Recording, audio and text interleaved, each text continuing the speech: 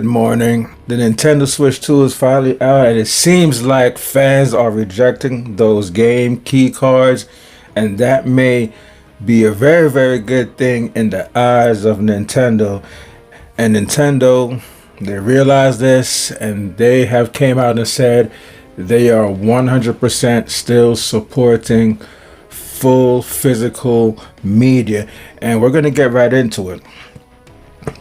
In the build-up to the launch of the Switch 2, not everyone has been filled with pure, unadulterated hype. A lot of people are seriously unhappy about the new game keycards, a strange blend of physical and digital games that are being offered as a physical version of many, but not all, upcoming Nintendo Switch 2 games, which former Nintendo marketing leads Kit Ellis and Krista Yang have been discussing in their latest videos. Game keycards give users a full download of a game rather than allowing them to simply play it right out of the box, which has prompted concerns about game preservation and generally hasn't been met particularly warmly by those who value physical media.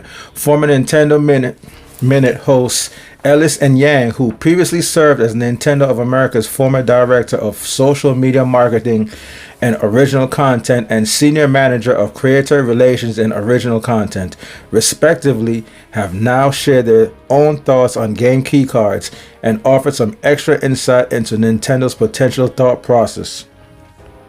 To do so, they also spoke to another former Nintendo employee who's not named in the video, but is apparently someone who worked on the company's retail team, specifically on the program that saw full game download codes sold on eShop gift cards in physical stores. Game key cards, Ellis points out, can be seen as an extension to this idea. What they had to say was, even going back to the gift cards that you can get now, Nintendo really wanted a physical representation of a digital product in a retail store. Ellis explains, which makes sense because Nintendo really values the retail channels more so than a lot of other gaming companies. That sounds like a shot to Microsoft and Sony. Furthermore, he mentions that the original game download gift card idea was really widely adopted within the company. Nobody was really questioning it. It was like, yeah, this seems like a great idea for us to kind of have it both ways. Yang notes that they make so much more money off of the digital games, so of course they're going to be looking at other solutions to kind of fill that gap, or even try to transition people over to an all-digital world. Interestingly, Ellis notes that nobody really had very high expectations for the gift card games, but it went on to become a very popular program, and it certainly wasn't rejected by consumers. That obviously gave them the confidence of like, all right, something like this is actually maybe more in line with how people are getting things now, want to buy things, want to use things that may be we thought. But if game key cards do so well, what could this mean for the future? Well, the former employee Ellis and Yang spokesperson says, we shouldn't rule out the idea that some first-party Nintendo games could eventually get the same game keycard treatment rather than getting regular physical cartridges. However, one key point that the three ex-Nintendo staff agree on is that it's highly unlikely the company is looking to phase out physical games entirely. This person was also very clear in saying like there is going to be some form of physical. Yang adds, the physical nature of video games is not something that's going away, and Nintendo is not going to take that away. They realize the importance of that. Ellis later adds, I can't see the physical games vanishing completely, while Yang says we'll have to do this initial batch of sales and how they might inform the future decisions, but I don't think that physical is ever going to 100% go away. I don't think Nintendo will ever do that. Talk about someone that knows their audience. They absolutely understand the audience, and their most dedicated audiences that just want this because they have this emotional tie to their brand and they want to cultivate that. So I don't think that they're going to go out of their way to, sever that bond. Now, glad that Nintendo has come to the realization and the importance that its consumers have in regards to physical media. Just like myself, I'm big on physical media. I have no problems with the digital, but I think both digital and physical media can coexist together like they have for the past decade or so. And what people have to realize is, and I don't see a lot of YouTubers mentioning this, but in all honesty, what part of Nintendo Switch success was the fun of collecting physical media for that system, knowing that you have your collection for years to come. You can pass it down to your kids and it's not going anywhere. Whereas the opposite could be said for digital games, which can be delisted, altered through patches and updates, which ruins the game. And we have to fall back on logging on to those respective consoles, eShops, Xbox Game Pass, PSN, whatever, and go into the re-download section and re-download those games. And that's cool that those things, that option still exists, but who's to say several years from now those servers get shut down, licenses expire? I mean, anything can happen, but you will always have physical media. It is very important.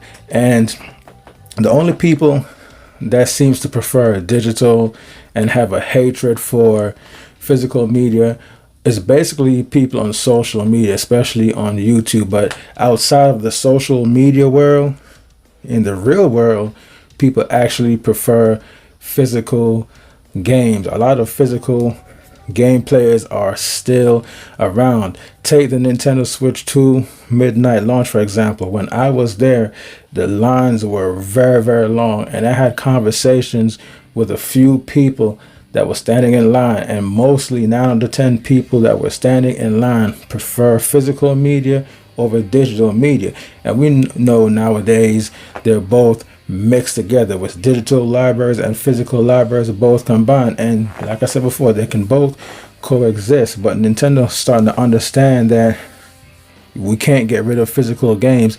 And even in the article, they seem kind of double standard, because on the left side of things, it seems like they want to go all digital, and on the right side of things, they will flip-flop and say, well, we don't want to 100% get rid of physical games. So you have to ask yourselves, Nintendo, which one is it? Do you really want to go all digital, and you want to go all physical? It seems like to me, because profits are involved, it's always all about money, and I think they would love to, and they may even want to go digital, but they can't, because they know if they go all digital, they will shaft their fans. And we see what's happening to the Xbox brand, because Microsoft already had it in mind, even from the 360 era. They always wanted to put Windows on a console, and they wanted to have total control over the games we purchase and the games we play and when we can play them. They're the ones that came up with the dreaded DRM idea, the always online, the digital DRM check-in.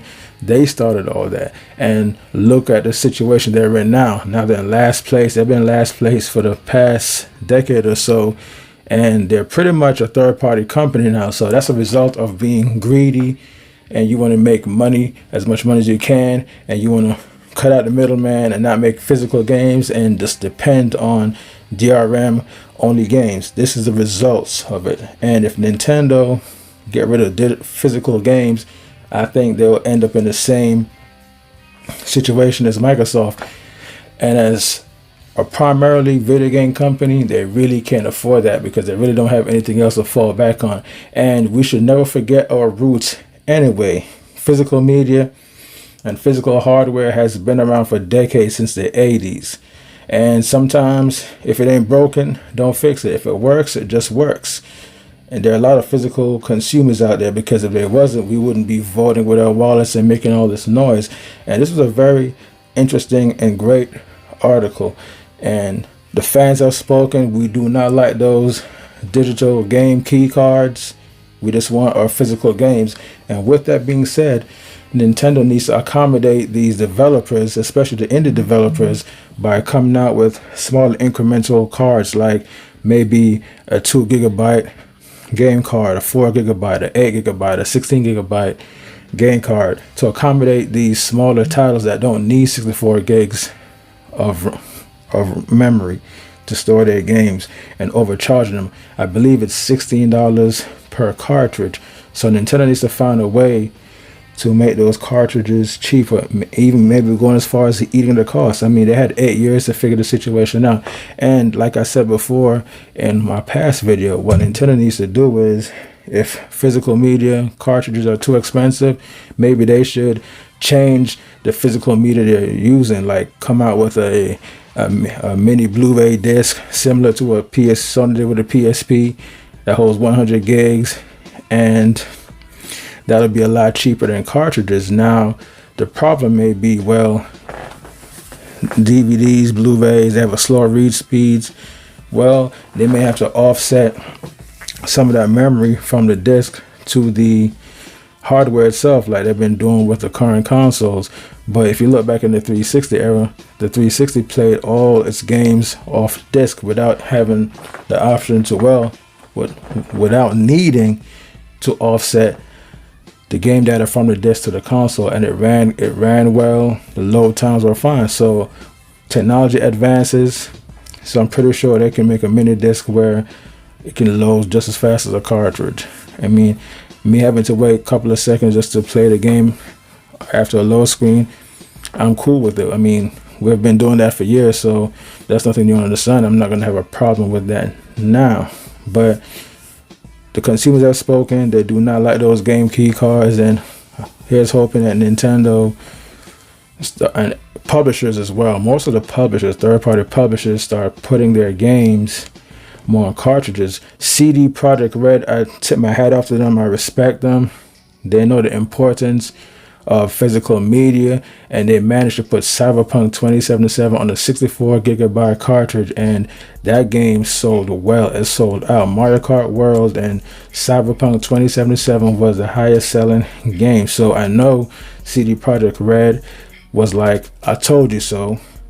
And hopefully these other publishers can see the success that CD Projekt Red had with Cyberpunk and say, you know what, maybe we were wrong about this game key cards. I mean, they're cool, but we're all gamers and we like to preserve our games. So why not just go on ahead and just support those cartridges?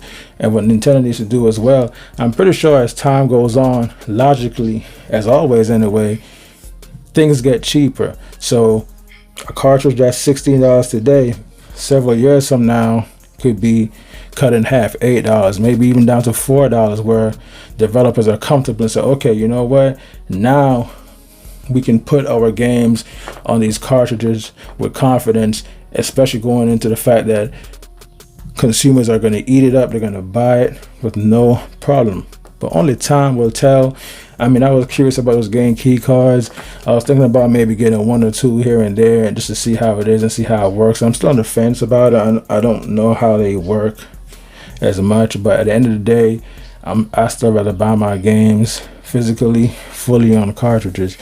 So what do you guys think about this article? Is it good news? If you have anything you would like to add on this article, your opinions, just meet me in the comment section. I read all my comments. And for those that's new to my channel, like and subscribe. I cover all things gaming, electronics. I do unboxing reviews, and liking my video and subscribing will help my channel out and will help me to put out more videos like this.